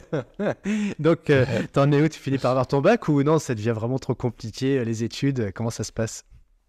Si, bah, en fait, du coup, à la fin de ma deuxième année de sélection, j'arrive en fin de classe de première. Et donc là, bah, c'est le conflit total. Et mes parents qui me disent non, ce sera pas du rugby. Trouve-toi un autre projet. Et donc là, je me renseigne. Et bon, j'avais une deuxième vocation depuis que j'étais petit, c'était quand même de pouvoir être pompier, quand même. Et donc, bah, en fin de classe de première, donc j'ai cette idée de pouvoir être pompier. Je me renseigne et en fait, il y a les pompiers de Paris, le fait que ce soit élitiste, le fait que ce soit les meilleurs, qui m'intéresse énormément. Et donc, c'est à ce moment-là où je commence à me préparer physiquement parce que j'ai compris que même si j'étais très, très sportif, les tests, les concours qui étaient demandés à l'entrée étaient très élevés. Et c'est là où je commence ma préparation en parallèle du lycée. Donc, je me rappelle dès mon début de classe de terminale, je vais voir l'ensemble de mes professeurs et je leur dis, bah voilà, cette année, j'aurai entre 10 et 11, mais ne m'en voulez pas. Parcoursup, donc l'orientation après le lycée, c'est pas pour moi. Je sais ce que je veux faire, je veux préparer vraiment un concours pour les pompiers de Paris, c'est telle idée, tel objectif, mais pour pouvoir y parvenir, il faut que j'ai suffisamment de temps aussi pour me préparer physiquement en parallèle du lycée. Donc c'est là où je commence ma préparation sportive tous les soirs. Au début, je commence tout doucement, puis après, ça devient tous les soirs. Donc, je prends un abonnement dans une salle de sport. Je ne supportais pas aller à la salle de musculation, m'enfermer dans une salle, faire du sport, soulever de la fonte. C'était quelque chose que je ne supportais pas. J'ai dû me remettre à de la natation. Donc, pareil que pour la musculation, j'ai pris un coach qui m'a accompagné avec 2 sessions par semaine pour évoluer en natation, gagner en technique. Et après, pour tout ce qui était entraînement sur la course à pied, c'était moi qui le faisais personnellement. C'était là, je dirais, où j'étais le plus avancé, c'était la course à pied. Mais j'avais quand même pas mal de retard en natation et en musculation. Voilà, et du coup, tout au long de cette année de terminale, je prépare à fond ce concours pour pouvoir, avec l'objectif de pouvoir le présenter dès l'obtention du bac. Donc, mes perfs, elles évoluent rapidement. Je commence à prendre un physique un peu plus imposant. Et je prends du plaisir. Je commence à prendre un petit peu de plaisir en salle de musculation, à voir comment je ressens les exercices, à tester mon corps, à me voir transformer physiquement. Voilà. Je commence à y prendre goût, mais ça a été très compliqué parce que c'était quelque chose que je supportais pas, vraiment pas. Donc il a fallu s'y mettre. Et donc dès l'obtention de mon bac, j'ai quand même eu mon bac général, ES. Et dès l'obtention du bac, du coup, je me suis inscrit pour passer le concours. Mais je me suis inscrit sur la session de décembre parce que j'avais besoin, selon moi, encore de 2-3 mois de préparation après le bac pour vraiment finaliser la préparation et être plus que prêt physiquement. Alors, voilà. T'as le concours là, pour être pompier de Paris, hein, tu veux vraiment l'excellence. C'est ça, c'est ça, pompier de Paris. Pour moi, il n'y a que ça ou rien. Et donc, j'ai pas de plan B. Hein. Il y a que cette idée, que cet objectif qui m'obstine depuis un bon moment. Je présente les tests en décembre. Donc, j'étais porteur de lunettes et j'avais fait vérifier par mon ophtalmologue si je rentrais dans les critères pour les pompiers. Il m'avait dit oui. Donc, je me suis dit, bon, voilà, parfait. Donc, ce jour-là, je vais à Lyon en décembre pour passer les tests. Et alors, c'est à Lyon parce que les tests, on ne les passe pas forcément à Paris. On les passe aussi à Lyon ou ailleurs. Et donc, ce jour-là, les tests sportifs et psychotechniques se passent très bien. Voilà, je réalise mes meilleures performances. Et à la visite médicale, tout se passe bien. Et le médecin, à la fin de la visite, me dit, bah, écoutez, vous êtes inapte à cause de votre vue. Voilà, donc là, c'était la grande surprise. Je ne m'y attendais absolument pas. J'étais étonné parce que mon ophtalmologue m'avait dit que c'était bon et lui semblait sûr de lui alors que j'avais l'impression que la visite médicale s'était bien passée et que le test d'ophtalmologie était assez rapide. Bon, il n'y avait pas eu de souci pour moi. Donc je demande une contre-expertise. C'est à ce moment-là où ça tombe en plein Covid, donc c'est en plein mois de mars. Je vais à ce moment-là donc à Marseille dans un hôpital militaire, un très bon hôpital militaire, et le médecin me dit si, vous pouvez vous faire opérer, enfin vous n'avez pas besoin d'être opéré, vous êtes apte pour les pompiers. Voilà, moi je vous ai vu toute la matinée, on a fait une dizaine de tests ensemble, vous envoyez ce document et ça passera, c'est bon, ce sera modifié. Donc j'envoie le document et 2 mois après j'ai une réponse où on me dit, écoutez, il y a une trop grosse différence entre le test que vous avez passé à Lyon et les tests que vous avez passés à Marseille. Donc revenez chez nous à Lyon, on va vous refaire passer une batterie de tests et on va voir quel avis est le bon, quoi. Et donc c'est là où je me rends à nouveau à Lyon, je passe les examens, on est toujours en plein Covid, plein confinement, il n'y a personne dehors, je suis seul à l'hôpital. Et ils me disent non, le médecin à Marseille s'est bien trompé, vous êtes inapte pour les pompiers. Alors là, vous avez actuellement 19 ans, vous pouvez envisager d'être pompier avec l'opération, mais il faut attendre 21 ans, parce qu'avant 21 ans, c'est pas possible, la vue peut encore bouger. Voilà. Donc c'est vraiment ce qui va m'être dit. Donc à ce moment-là, j'ai 19 ans, moi j'ai préparé le concours pendant 1 an et demi, je suis presque 2 ans. Je commençais vraiment à être prêt physiquement, j'avais qu'une envie, c'était de rentrer pompier de Paris, donc bon, je me dis, là j'ai 19 ans, attends jusqu'à mes 21 ans, ça va quand même faire un peu long. Et c'est à ce moment-là donc, où j'ai l'opportunité en fait de revenir sur le rugby, de jouer et de signer à Carcassonne, donc, qui évolue à ce moment-là en Pro D2, en 2e division donc, du rugby, pour la saison 2020-2021. Donc c'est là où je me dis, au final, là j'ai plus d'1 an à attendre pour aller chez les pompiers. Pourquoi pas revenir sur quelque chose qui me passionne, quelque chose que j'adore, que j'ai toujours voulu faire. Maintenant que j'ai mon bac, maintenant que je suis autonome, que je suis indépendant, qu'il n'y a plus mes parents derrière moi, pourquoi pas essayer cette expérience qui m'a toujours fait tant rêver, quoi, au final. Et t'es pris? Et ouais, et donc c'est là où j'ai pas réfléchi 2 fois. J'y vais, donc comme je raconte dans mon talk, quand j'arrive, donc c'est début juin, la prépa d'été elle commence début juin. Et donc quand j'arrive, voilà, les stickers Panini que je collectionne depuis petit, ils s'entraînent devant moi. Je me retrouve dans des infrastructures énormes, alors que Carcassonne en soi c'est le plus petit budget de top 14 de Pro D2, hein, donc c'est pas des infrastructures énormes par rapport aux autres clubs, mais moi ça me semble énorme, quoi, avec une salle de musculation avec toute neuve, avec des machines, des appareils dernière génération, avec tout un suivi sportif et médical mis en place, qui est impressionnant. Enfin, là, je me dis, c'est vraiment, pour moi, la bonne combinaison de pouvoir jouer 1 an au niveau professionnel, de prendre du plaisir, tout en gardant à la fois un aspect médical et une préparation sportive pour les pompiers. Donc, je me suis dit, la combinaison tombe parfaitement bien. Ouais, c'est assez cohérent. T'as le rugby qui était un petit peu interdit par l'aspect familial, donc tu vas sur un autre projet, mais toujours avec la scolarité derrière pour les pompiers de Paris. T'as le bac entre-temps. Bon, là, il y a une problématique liée à ta vue, les problématiques ophtalmiques, donc à nouveau une opportunité dans le rugby professionnel, parce que même si c'est le Pro D2, t'es professionnel, donc tu te fais une année, et ça se peut. T'as quel poste d'ailleurs? Je joue à l'aile, j'arrive, donc je joue à l'aile. Alors j'ai un gabarit un peu fin, mais j'ai quand même pris, donc avec depuis que je jouais au lycée militaire où je faisais que me casser, je suis passé, j'ai pris 25 kilos, donc je suis passé de 67, 68 kilos à 86 kilos, ouais. Voilà, à peu près 20 kilos. Donc j'ai la même taille, mais j'ai pris un peu de poids, mais je suis encore un petit peu léger, quoi. Ouais, malgré tout, ouais. Bon, encore un peu. Tu te fais une saison complète là. Alors, c'est pas juste en attendant du coup les résultats, d'avoir 21 ans, parce que tu t'épanouis, tu trouves ta place dans cette équipe, tu deviens des entre guillemets piliers de l'équipe. Non, pas spécialement. Alors, le début de la prépa d'été se passe très bien. La prépa d'été, je réalise des bonnes perfs. Je suis très satisfait. En fait, je pense que j'avais aussi une avance avec toute ma préparation pour les pompiers que j'avais pu faire. Donc, j'avais une avance à ce niveau-là. Et c'est à ce moment-là où je vais, à la fin de la prépa d'été, je vais me blesser au niveau du doigt. Je vais me casser le petit doigt.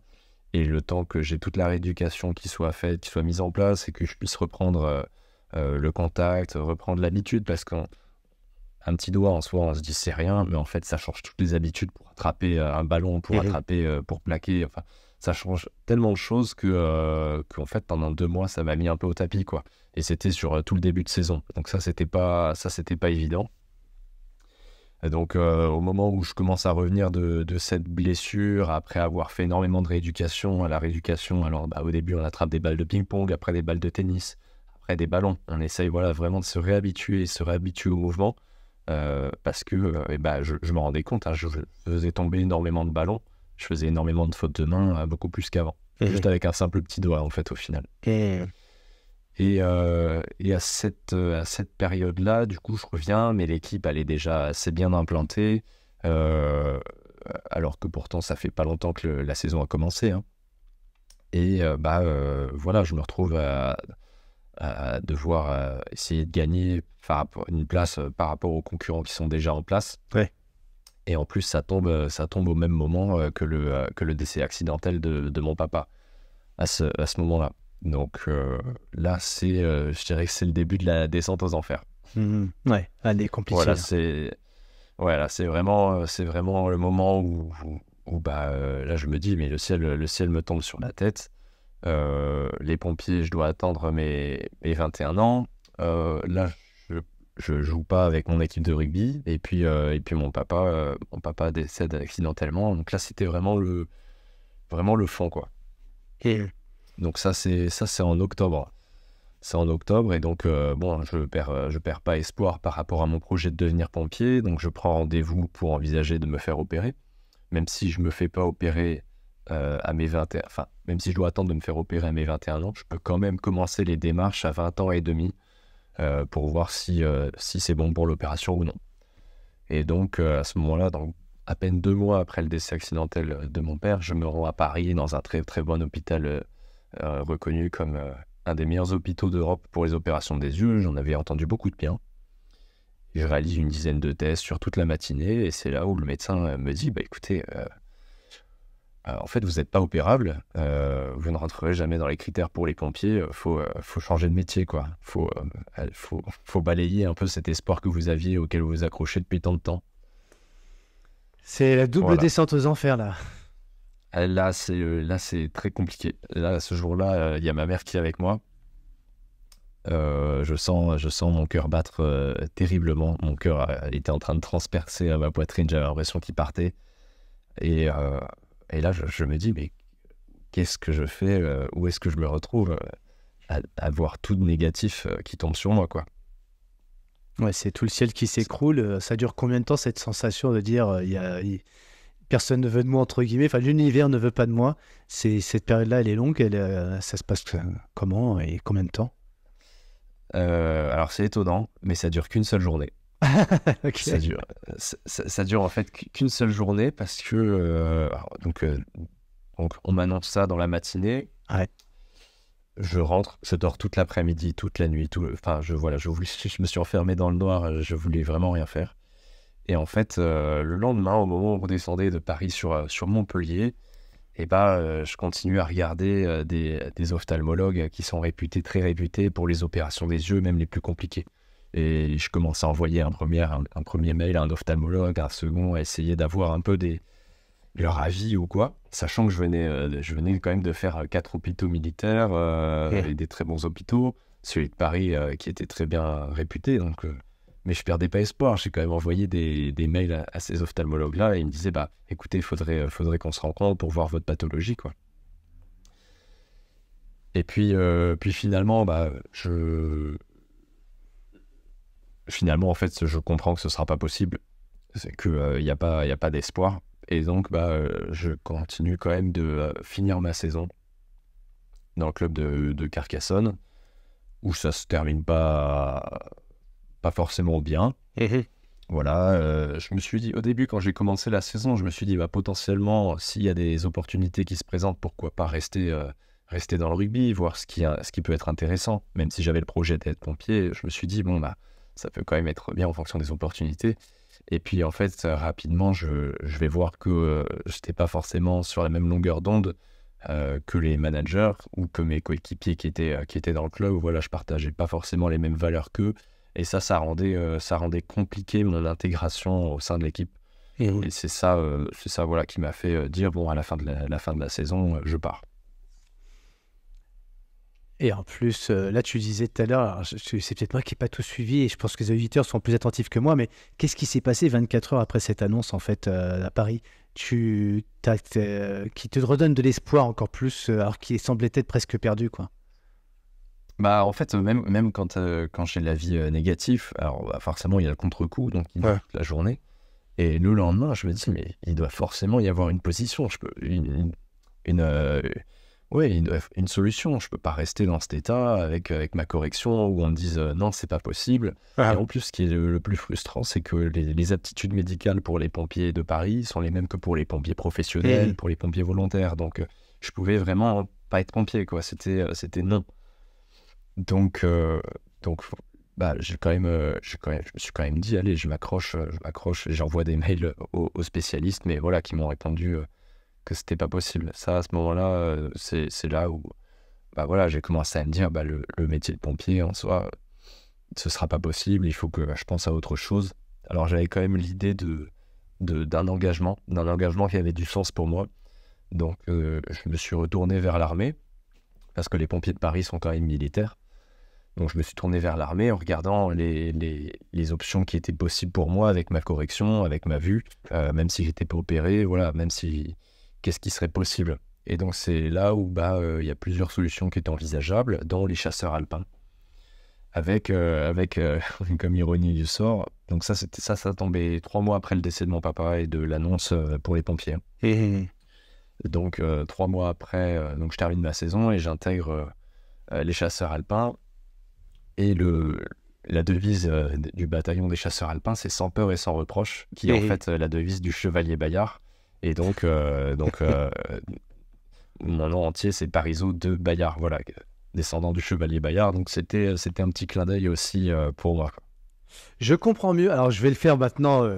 On n'est pas en off, on est en live. Mais pour quand on était en off tous les deux tout à l'heure, je dis, bah, tiens, Joachim Parizeau, on discutait. Et je dis, tu es OK, je te présente comme étant Joachim de Parizeau, pardon. Et tu me dis, non, Cyril, j'aimerais bien quand même que tu rajoutes ma particule de Bayard. Et je viens de comprendre maintenant le pourquoi du comment. Effectivement, c'est plein de sens, quoi. Le bataillon de chasseurs alpins sans peur et sans reproche Qui était ce général ou cet amiral? Redis-moi un petit peu de Bayard. Alors, le Bayard, c'était un chevalier, le chevalier Bayard, qui a en fait adoubé François Ier chevalier, pour la petite histoire. Donc, la bataille de Marignan en 1515, c'est le personnage de Bayard qui est vraiment réputé et reconnu pour avoir gagné cette bataille et adoubé par la suite François Ier, ouais.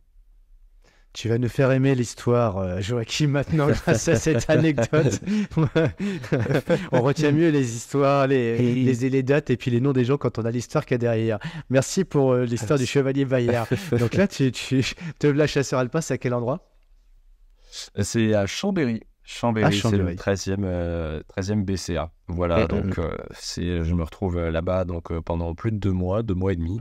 Et donc je fais mes classes là-bas, ça se passe très très bien, on apprend des choses très intéressantes, franchement c'est très enrichissant, j'en garde un très bon souvenir, surtout du côté je dirais plus rustique, plus franchouillard, on vit comme on est, et ça c'était un bon retour, une bonne introspection, un bon travail d'introspection aussi. Et en fait, quand je suis là-bas, ça se passe bien, c'est intéressant, mais j'ai toujours ce rêve qui me rattrape. Je veux toujours en fait être pompier, et ça part pas de ma tête. Et mes gradés savent que j'ai passé toutes les épreuves pour être pompier, que je voulais être pompier, mais que je suis pas opérable. Et donc eux essayent de me dire, voilà, tu peux pas, reste chez nous, ne pars pas, tu vas faire quoi dans le civil, enfin, reste chez nous dans l'armée, quoi. Et c'est là où je leur dis non, je veux vraiment être pompier. Donc, je prends la décision de quitter, d'arrêter l'armée. Donc, pour pouvoir partir de l'armée, il faut passer plusieurs entretiens devant plusieurs gradés pour expliquer les motivations ou autres. Donc, j'explique, je leur explique, c'est mon rêve depuis longtemps. Et je me suis vraiment battu pour ça. Et même si c'est pas possible, je suis persuadé de pouvoir être pompier. Donc, je quitte. Mais à ce moment-là, c'est vraiment à ce moment-là, tes yeux, ne te permet pas. Donc pourquoi là, je comprends pas là. Ok, t'as un rêve et il est plus fort que tout, mais d'un autre côté, tu sais que c'est un rêve qui est sans espoir parce qu'en fait, ton œil t'empêchera de pouvoir passer la barrière des examens et du concours, quoi, non? Ouais. Et en fait, c'est il y a à la fois ce rêve, enfin, qui revient dans cette intuition qui me dit allez, c'est toujours les pompiers. Et en plus, c'était donc mon engagement à l'armée survenait quelques mois après le décès donc de mon père, et je sentais ce besoin pour moi d'être proche de ma famille, et en fait j'avais le sentiment que ça m'avait beaucoup plus écarté, et ça aggravait plus des blessures que les soigner. Et j'avais vraiment ces deux idées en tête, de me dire je suis pas à la bonne place au bon endroit. Et donc j'ai vraiment décidé de partir, et mais sans savoir sur quoi je vais aller, voilà. Au moment où je pars, ça s'est vraiment pas bien passé avec ma mère à ce moment-là, parce que elle avait vraiment peur pour moi. Elle avait le sentiment que j'étais complètement perdu, que je savais pas où j'allais, que j'allais vraiment nulle part, quoi. Et personnellement, à ce moment, je savais pas vraiment où aller. C'était l'inconnu. Tu savais juste que t'étais pas au bon endroit, quoi. Voilà, et j'avais pas de diplôme, j'avais préparé à fond, j'avais tout misé sur cet espoir d'être pompier, et au final, je me retrouvais 3 ou 4 ans plus tard, sans rien. Avoir mes amis qui, eux, évoluaient dans leurs études, qui au fur et à mesure validaient leur diplôme et qui trouvaient leur voie, et moi qui avais le sentiment justement de ne pas trouver la mienne, ou plutôt qu'elle était inaccessible, et qu'en fait on me fermait vraiment la porte, quoi. C'était ce sentiment-là. Et à ce moment-là, donc moi je continue d'en parler autour de moi. Je prends conscience que ma place, c'était vraiment d'être proche de ma famille, de pouvoir profiter de mes amis qui ont aussi fait un gros travail quand mon père est décédé, de pouvoir m'accompagner dans cette période qui n'était pas évidente aussi. Ça a vraiment joué aussi sur mon moral. Et au final, en fait, à force d'en parler autour de moi, un jour, je reçois le coup de téléphone d'une dame qui s'appelait Valérie, donc j'en parle dans mon talk beaucoup. Et en fait, Valérie m'appelle, elle me dit, voilà, j'ai entendu parler de toi par un chasseur alpin. Elle me racontait toute ton histoire, tous les spécialistes que tu as pu voir, tous les rendez-vous que tu as eus. Voilà, je suis au courant de tout. Et écoute, moi, je connais un excellent ophtalmologue qui est sur Paris, en région parisienne. Je te le dis parce qu'il a opéré des personnes qui avaient une pathologie très rare, assez grave. Je te donne son contact, tu l'appelles, tu lui dis que tu viens de ma part, tu te rends, et t'y perds rien à y aller. T'en as déjà vu 6, t'y perds rien. Et elle termine l'appel en disant, donc, gardons espoir, rien n'est perdu tant qu'on n'a pas essayé. Et là, rien que d'en parler, j'ai les frissons qui me reviennent, parce que à ce moment-là, je suis vraiment démuni, je sais vraiment pas où aller. Et elle, c'est la première personne à me tendre la main, à me dire, allez, on fait un bout de chemin ensemble, on y va, ça va le faire, ça va aller, quoi. Alors que moi, j'en ai vu 6. Enfin, quand elle me dit ça, je lui dis, bah oui, mais j'en ai vu 6, ça va pas le faire, quoi. Et c'est là où elle m'encourage, elle me dit, allez, vraiment, vas-y. Et donc, je prends quand même la décision d'y aller. Donc, je monte sur Paris. J'ai le rendez-vous. Je pose toutes mes questions qu'il faut. J'ai avec tous mes papiers, tout. En même temps, en ayant eu 3 ans avec que des refus, j'avais eu le temps de me renseigner sur toute l'actualité, les yeux. Enfin, j'avais l'impression de devenir presque avec les mêmes qualifications qu'un ophtalmologue. Hein. Presque d'en connaître autant de choses sur eux, sur les yeux. Et en fait, il m'annonce que oui, je peux vous opérer, et je vous fais rentrer dans les critères pour les pompiers, il n'y a pas de problème. C'est qui cet ophtalmologue, là, cet expert C'est un ophtalmologue qui est en région parisienne. Okay. Il s'appelle Docteur Auclin. Okay. Voilà. Docteur Auclin. Docteur Auclin. Et qui me dit, voilà, il n'y a pas de problème. Moi, il était au courant, je lui ai dit, j'ai vu tel hôpital. Il me fait, bon, moi, je vous le dis, on s'arrête là, je vous opère, je vous fais rentrer dans les critères. Ça me semble pas insurmontable. Donc, alors, il m'a dit, prenez le temps de réfléchir, et vous recontactez ma secrétaire si vous souhaitez vous faire opérer. Alors, moi, je tombe sur les fesses. Hein, pendant 15 jours, j'y crois pas. T'y crois pas, ouais, c'est pas possible. Non, j'y crois pas. Pendant 15 jours, charlatan. je je suis dans le déni, je me dis, mais pour avoir vu tous les spécialistes et qui m'ont tous dit non, c'est pas possible, et que lui, ils me disent, si, moi je vous le fais, il n'y a pas de souci. Enfin, ça me paraissait trop gros, pour moi, c'était pas possible. Puis donc ça dure 15 jours. Et pendant 15 jours, au bout de 15 jours, je me dis quand même, s'il me le propose, s'il me le dit, et moi, c'est ce que j'ai voulu faire depuis longtemps, et avec un rêve aussi de gamin derrière, au final, pourquoi pas lui faire confiance, pourquoi pas accepter de prendre ce risque, parce qu'il y a une prise de risque, hein, quand même, mais même si ça réussit très bien, il y a une légère prise de risque, pourquoi pas accepter d'y aller, quoi. Et donc, j'ai rappelé la secrétaire et j'ai pris un rendez-vous pour me faire opérer. Et 2 mois après, donc, je montais sur Paris pour me faire opérer. Alors, pour tous ceux qui se poseraient la question, c'est une opération qui se passe très bien. Il n'y a pas de douleur. Il y a vraiment pas de douleur. Ça dure 15 minutes en moyenne. C'est très, très rapide, en fait, hein. C'est vraiment au laser. Il y a une découpe de la cornée. Et après, il y a un laser pendant 15 secondes qui corrige la vue. Et après, on referme la cornée. Voilà, c'est absolument pas douloureux. Il n'y a pas de douleur. Il y a juste une sensation désagréable au moment du réveil pendant 2-3 heures après l'opération, avec des yeux relativement secs comme des grains de sable au niveau de la paupière. Et c'est absolument pas douloureux. Et donc, je me fais opérer à 17h. Je rentre, donc il y a ma chérie qui est avec moi. On rentre à l'appartement. Et le soir, donc il y a un match de foot à la télé, l'équipe de France qui joue. Et je me retrouve à être sur le canapé, à voir le score, le nom des joueurs, le match de foot en entier. J'avais pas de lunettes, pas de lentilles, et c'était une sensation incroyable. Tu vois des choses que tu voyais pas avant, enfin du moins en tout cas là sans lunettes, et si tu vois le monde autrement, ouais. quoi. Complètement, mais c'est vraiment ça, c'est vraiment changer de vision.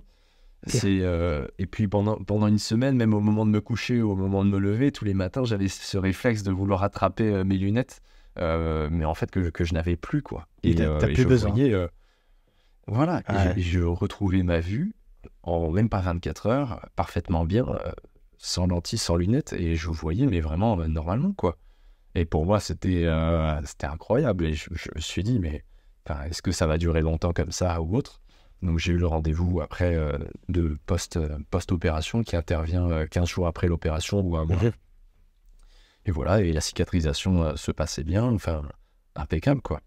Donc à ce moment-là, j'ai cet espoir qui revient. Je me dis, voilà, je rentre enfin dans les critères médicaux pour être chez les pompiers. Donc je vais pouvoir me pencher dessus, revenir. Alors il faut savoir que quand on se fait opérer, il y a entre 6 à 8 mois de cicatrisation obligatoire avant de présenter à nouveau l'examen ou une candidature. Donc en fait, je décide de reprendre les études. Je me dis, allez, j'ai, on va dire, une petite année à attendre que je cicatrise pour présenter une candidature. Donc je vais en profiter pour valider un diplôme, ce serait bien, mais un diplôme en 1 an. Et c'est à ce moment-là où en fait, j'apprends qu'il existe une passerelle pour les personnes qui ont un statut de sportif de haut niveau pour intégrer directement des cursus en 3e année, en gros. Ça permet de faire une sorte de validation d'acquis d'expérience qui nous permet d'arriver directement en 3e année avec différents entretiens, des tests oraux, écrits. Et donc, suite à ça, donc, j'intègre l'ESC Clermont-Ferrand, un bachelor à l'école de commerce pour valider donc, mon bachelor en 1 an. Donc c'est quand même un peu de travail parce qu'il y a les 2 autres années que j'ai pas fait qui se rattrapent, avec à la fin de l'année un mémoire à présenter, à réaliser et à présenter.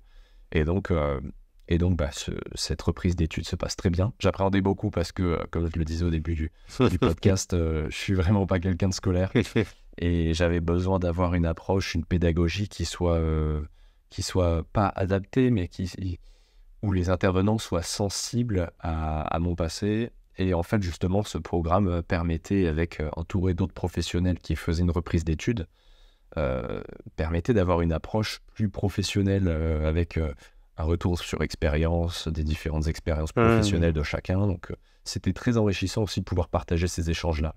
Une approche plus terrain et avec des personnes qui viennent du monde de l'entreprise. C'est pas que de la théorie, quoi.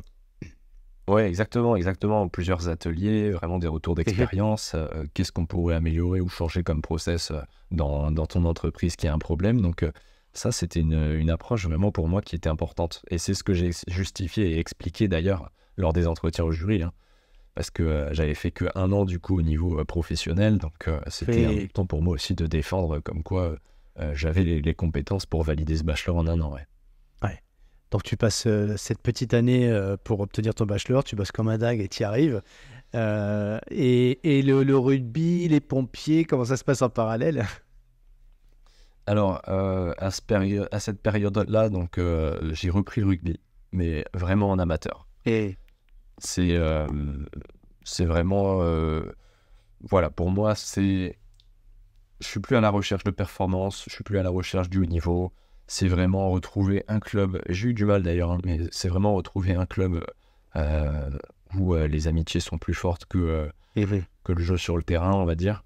Et donc, ça a été pour moi, voilà, et c'était essentiel pour mon équilibre de vie de retrouver un club avec des copains, de partager une bière à la fin du match, voilà, de retrouver les valeurs d'un rugby clocher, d'un rugby passion, quoi.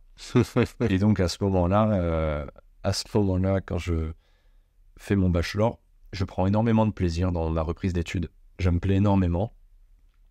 Je grandis très vite, je mûris très vite. Il y a énormément de choses qui se sont passées. Moi, je fais un peu le point aussi sur toute ma vie qui est passée depuis ma préparation pour le concours, donc en terminale, pour le concours des pompiers, avec tous ces refus que j'ai pu avoir, avec mon année de rugby à Carcassonne, avec le décès donc, de mon papa.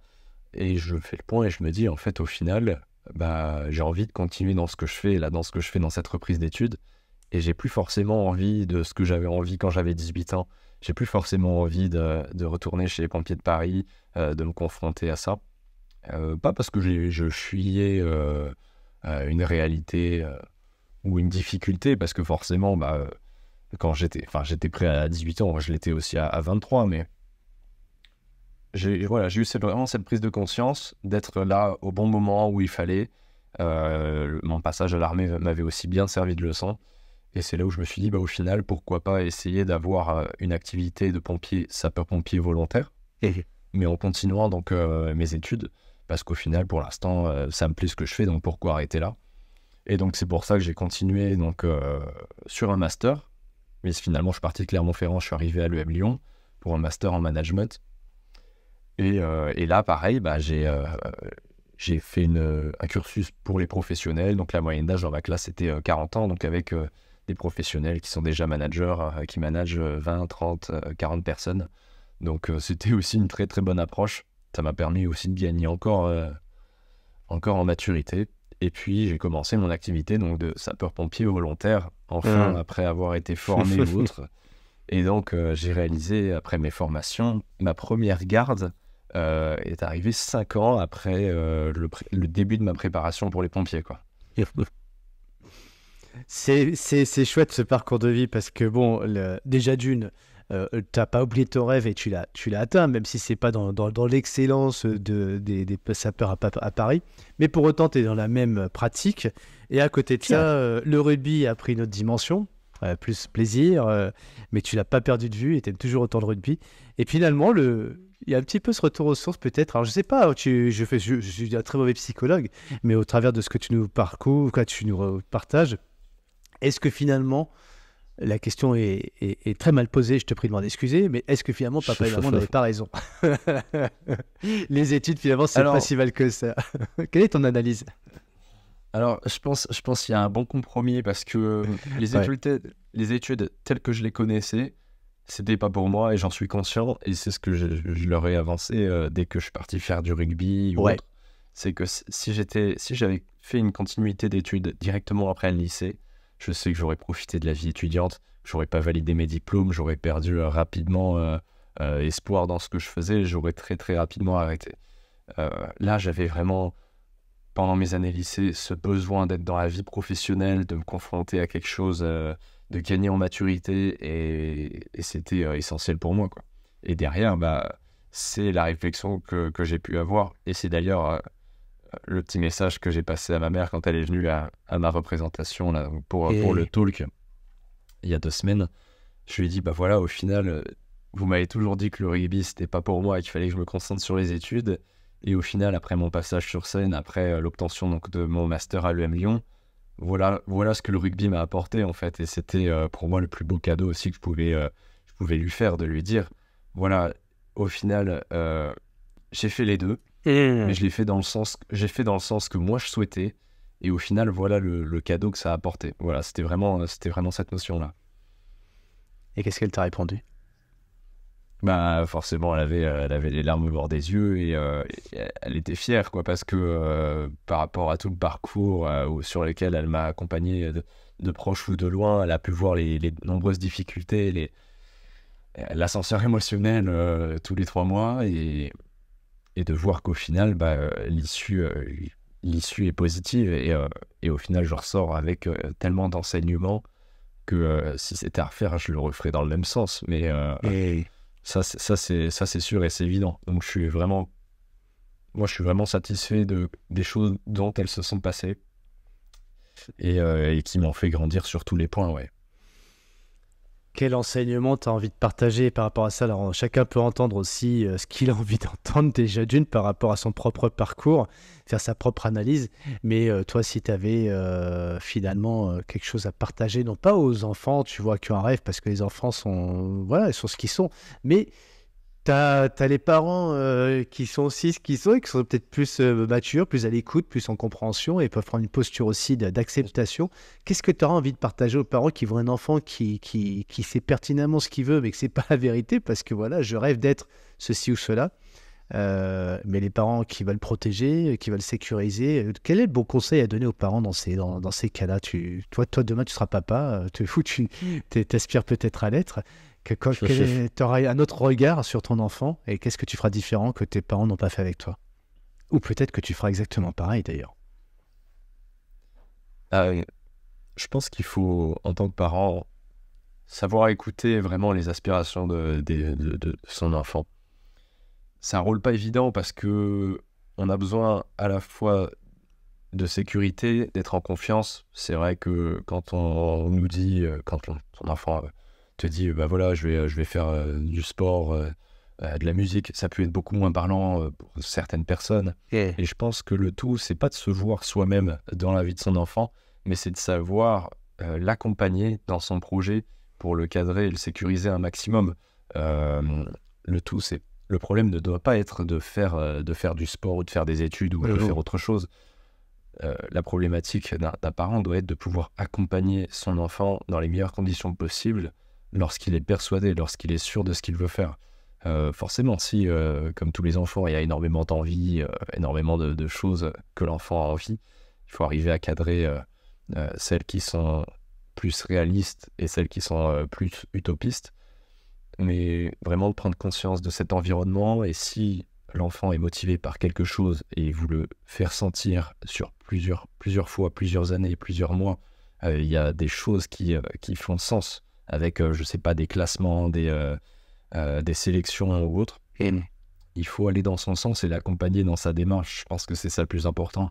Après tout, ça doit être qu'il puisse être épanoui là où il se plaise et d'assurer qu'il a une certaine sécurité financière aussi par la suite, quoi. Que le projet soit réaliste, concret. Voilà. C'est compliqué, je pense qu'il n'y a pas une bonne posture de toute façon parce que tes parents n'ont pas forcément eu cette posture, entre guillemets, à leur façon, ils ont une posture d'accompagnement, mais aussi ils avaient leurs propres convictions. C'est peut-être qui t'a renforcé toi aussi dans ta détermination, dans ton engagement, ce que tu disais tout à l'heure aussi, mais j'ai envie de ne pas lâcher. Alors ton papa parlait de combat, toi on parlait de persévérance, mais cette persévérance, est-ce qu'elle aurait finalement été aussi forte si tes parents t'avaient dit, bah écoute, vas-y, on va t'aider, on va t'accompagner, etc. Parce que tu aurais peut-être abandonné peut-être plus vite, parce que ça aurait été un cheminement peut-être trop facile et des fois on a peut-être besoin d'avoir des chemins un peu plus sinueux, on va dire ça comme ça, pour avoir encore plus de détermination, quand bien même, et je trouve que la fin de l'histoire elle est belle parce que de savoir que toi tu fais des études, que tu as un bac plus 5 aujourd'hui avec l'EM Lyon en plus, mais qui aurait cru ça quand on voyait le jeune homme de 17-18 ans qui était voilà, qui était ce qu'il était. Ça prête à sourire, mais je pense que ta maman elle doit être tellement fière de ça et toi aussi tu peux être très, très fier de ton parcours. Ton feedback comme ça sur ce que je te dis, ça te fait penser à quoi? Bah, j'ai une très bonne anecdote là qui m'est venue. Et justement, ça illustre bien deux parcours. Un parcours plus classique et un parcours plus... comment dire plus singulier, plus différent, comme le mien. C'est qu'en début d'année, je marchais dans les locaux de l'EM Lyon. Et à un moment, il y a quelqu'un qui me tamponne l'épaule, comme ça, sans faire exprès, dans le couloir. On n'était que deux. Et donc là, on se regarde, on prend un mètre, on se regarde de la tête aux pieds. Et en fait, c'est le temps qu'on se reconnaisse. Donc forcément, on se connaissait. On se connaissait en fait au lycée militaire. Moi, j'étais donc dans ma deuxième année de seconde au lycée militaire. Je venais de redoubler. Et donc lui, c'était le premier de la classe. Et donc en fait, chaque année, chaque trimestre, il y avait au lycée militaire, sur la tenue de cérémonie, une remise d'étoiles qui était mise sur le costume. Donc chaque trimestre, il avait ses étoiles, voilà. Et moi, je savais que c'était le premier. Et lui, il savait que j'étais dans les derniers de classe. Et alors, il me regarde. Il fronce les sourcils, déjà le temps qu'ils me reconnaissent, parce que quand on est au lycée militaire, on a les cheveux courts, on n'a pas de barbe, on est en uniforme, voilà. Donc là, on était en civil. Et il me dit, mais qu'est-ce que tu fais là? Explique-moi, qu'est-ce que tu fais entre 2017 et 2023 pour être en face de moi, actuellement à l'EM Lyon? Et moi, je l'ai regardé un peu hagard. Je lui ai dit, c'est toi, qu'est-ce que tu fais là d'abord? Pourquoi toi, tu es ici et tu me poses cette question? Et donc là, il me dit, voilà, moi, je suis en première année de master. Donc après le lycée militaire, je suis allé faire une très bonne prépa à Paris pour intégrer une grande école de commerce. Voilà, maintenant, je suis à l'EM Lyon, je suis en première année de master. Mais toi, maintenant, qu'est-ce que tu fais? Et qu'est-ce que tu as fait pour arriver là? T'es étudiant ici ou qu'est-ce que tu fais? Et donc, je l'ai regardé et je lui ai dit, un peu gêné parce que quand même, quand il m'avait raconté tout ça, je lui ai dit, moi, écoute, je suis allé faire, après, tu m'as connu au lycée militaire, voilà, je n'étais pas un super bon élève, je suis allé faire du sport à haut niveau, puis au final, ça m'a ouvert des portes, et puis au final, voilà, ça m'a ouvert encore plus de portes, et je me retrouve donc en dernière année de master, donc en deuxième année de master, à l'EM Lyon, donc une année au-dessus de lui.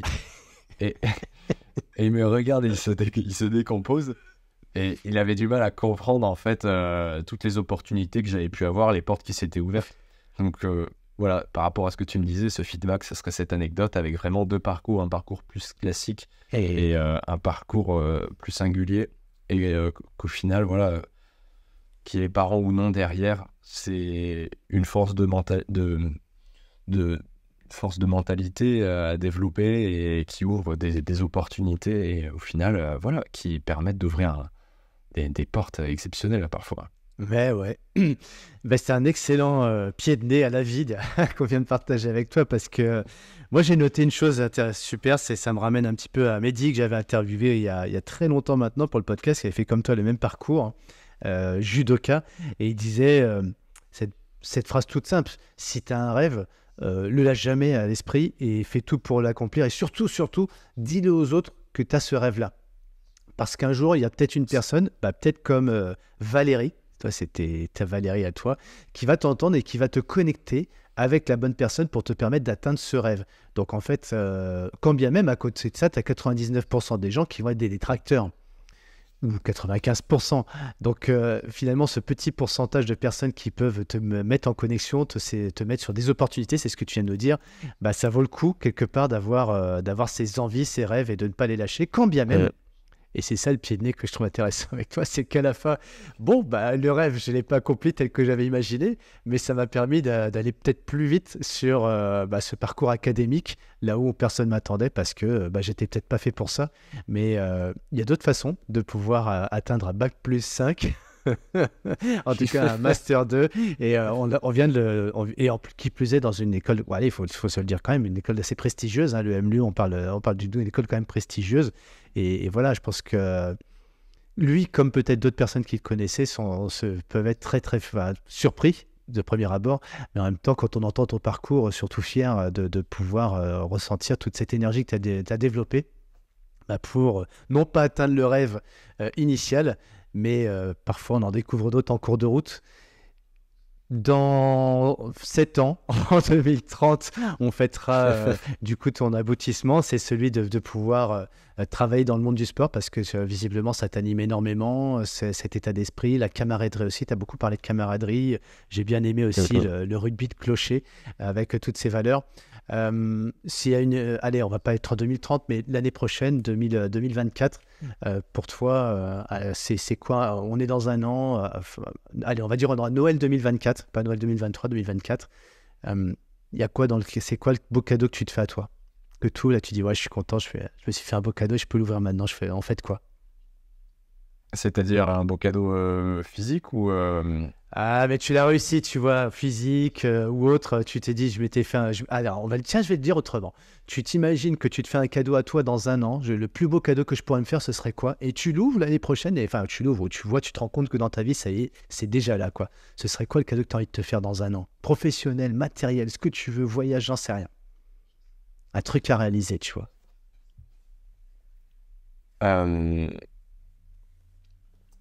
Ce serait de pouvoir aller accéder. Bon, ce serait pas du coup l'an prochain, hein, parce qu'avec la Coupe du Monde de rugby qui se termine, forcément, beaucoup de frustration avec l'élimination de l'équipe de France sans revenir dessus, mais ce serait de pouvoir être présent et de pouvoir surtout collaborer, je dirais, avec l'équipe de France dans la réussite et dans l'obtention d'une Coupe du Monde. Ça, ce serait le plus beau des cadeaux que je pourrais avoir d'un point de vue professionnel comme personnel, une satisfaction suite à tout un parcours qui a été fait, qui m'aurait permis d'en arriver là, qui me permettrait d'en arriver là, et de participer, de contribuer à la réussite sportive du plus grand trophée mondial de rugby, quoi. Et même en étant passé par un petit club, en étant passé par des petits clubs, et c'est ce que j'ai tendance à répéter, parfois j'ai l'occasion d'intervenir sur des sessions d'entraînement de mon ancien club à côté de Montpellier. Et justement, j'invite ces jeunes joueurs à leur dire, il n'y a pas de question de grand club ou d'histoire d'âge, ça se fait vraiment à tous les niveaux, à tous les âges. Croyez en vous, c'est vraiment ça. Je donnerais cette trame. Faut croire en soi. Voilà, vraiment, être persuadé, peu importe, même si personne n'y croit, croire en soi, croire en son projet, se donner un maximum de moyens. Savoir se remettre en question, c'est très important. À l'exemple de mon projet Pompiers de Paris. Voilà, 5 ans après, bah oui, je peux y accéder, mais est-ce que pour moi j'aurais eu trop d'orgueil à y aller, comme une revanche, alors qu'en fait le projet n'est plus pour moi, ne me convient plus. Et c'est ça, savoir se remettre en question, savoir dire, bah voilà, ça, là c'est stop, c'est plus pour moi. Je suis quand même allé au bout de la démarche parce que je suis quand même pompier, même si c'est pompier volontaire, ça reste le même métier. Mais voilà, ça fait partie du travail de se remettre en question. Et je dirais à la fin, savoir perdre. Perdre, c'est pas échouer, c'est apprendre vraiment. Et ça, quand on en est conscient, mais c'est une richesse énorme dans l'apprentissage qu'on en fait, qui va nous permettre d'avoir un maximum de victoires après. Pour moi, c'est ça, tous les grands sportifs comme Laurent Manodou, Teddy Riner, Martin Fourcade, c'est vraiment des sportifs qui ont énormément perdu au départ, mais qui ont appris et qui se sont toujours remis en question, qui ont persévéré pour avoir un maximum de victoires. Moi, je retiendrai le premier point, si je peux me permettre. Hein. C'est pas pour éclairer les auditeurs, mais juste faire un feedback, tu vois, sur ce côté persévérance sur un rêve, ne pas lâcher, etc. Et en même temps, peut-être que derrière le rêve que toi, tu incarnais, tu avais visualisé, il y avait le rêve caché derrière, tu vois. Parce qu'il y a toujours il y a un rêve dans le rêve, ou le rêve derrière le rêve. Et là, quelque part, toi, tu as touché du doigt ce truc caché, qui était peut-être aussi ta révélation en tant que quelqu'un qui a plus de compétences ou plus de potentialité mentale côté rationnel, hein, tu vois, que tu pouvais imaginer dans le monde du travail, le monde de l'école scolaire, le côté académique. La preuve, c'est que tu as réussi aussi là. Je voudrais saluer au passage quelqu'un, je pense à lui, c'est Denis Trossa, qui a été trésorier de la Fédération française de foot.